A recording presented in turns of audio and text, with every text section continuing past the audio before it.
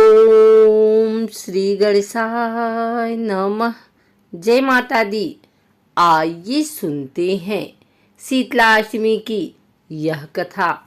एक बार शीतला माता ने सोचा कि चलो आज देखूं कि धरती पर मेरी पूजा कौन करता है, कौन मुझे मानता है।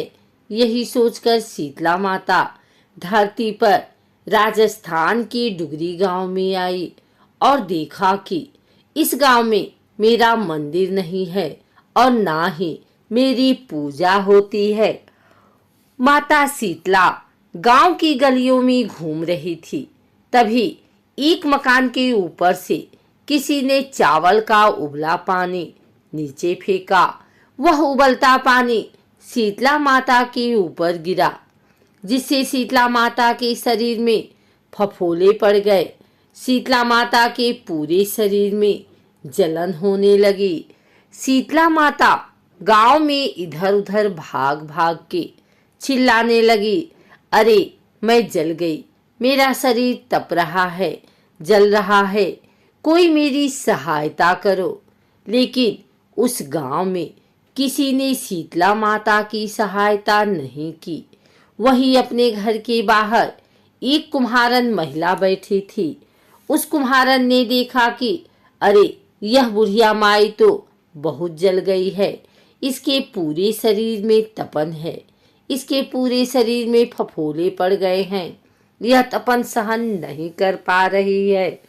तब उस कुम्हारन ने कहा, हे माँ, तू यहाँ आकर बैठ जा, मैं तेरे शरीर के ऊपर ठंडा पानी डालती हूँ। कुम्हारन ने उस बूढ़ी माई पर खूब ठंडा पानी डाला और बोली, हे माँ, मेरे घर में रात की बनी हुई राबड़ी रखी है, थोड़ा दही भी है, तू दही राबड़ी खा ले। जब बूढ़ी माई ने ठंडी ज्वार के आटे की राबड़ी और दही खाया तो उनके शरीर को ठंडक मिली।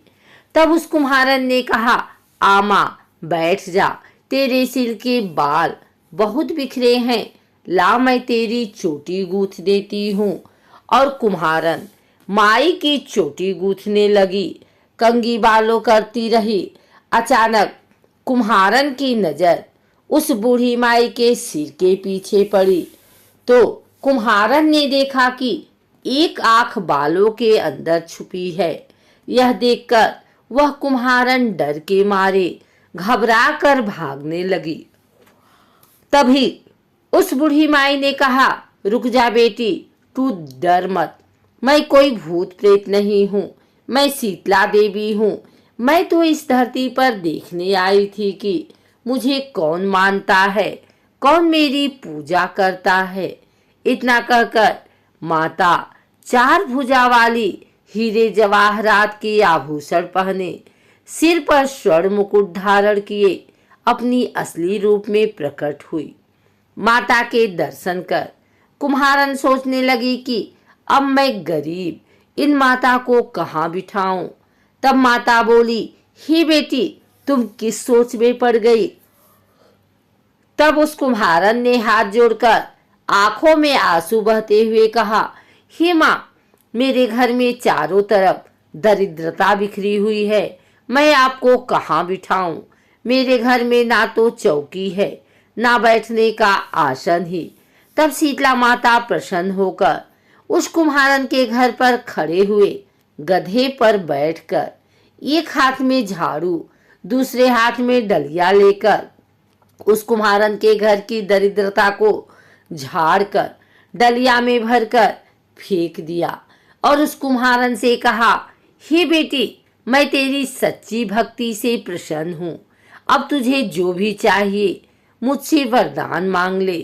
तब कुम्हारन ने हाथ जोड़कर कहा, हे माता, मेरी इच्छा है अब आप इसी डुगरी गांव में स्थापित होकर यहीं निवास करें और जिस प्रकार आपने मेरे घर की दरिद्रता को अपनी झाड़ू से साफ कर दिया, ऐसे ही आपको जो भी भक्त होली के बाद की सप्तमी को भक्ति भाव से पूजा कर अष्टमी के दिन आपको ठंडा जल, दही व बासी ठंडा भोजन चढ़ाए, उसके घर की दरिद्रता को दूर करना एवं आपकी पूजा करने वाली महिला का अखंड सुहाग रखना, उसकी गोद हमेशा हरी भरी रखना।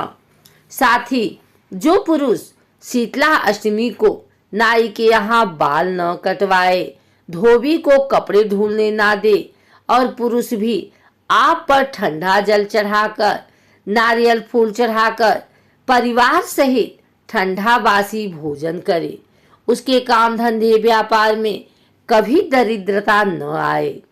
तब माता बोली, तथास्तु। हे बेटी, जो तूने वरदान मांगे हैं मैं सब तुझे देती हूँ। हे बेटी, तुझे आशीर्वाद देती हूँ कि मेरी पूजा का मुख्य अधिकार इस धरती पर सिर्फ कुम्हार जाति का ही होगा। तभी उस दिन से डुगरी गांव में शीतला माता स्थापित हो गई और उस गांव का नाम हो गया सील की डुगरी। सील की डुगरी भारत का एकमात्र मुख्य मंदिर है। शीतला सप्तमी के दिन यहाँ बहुत विशाल मेला लगता है। शीतला माता की जय।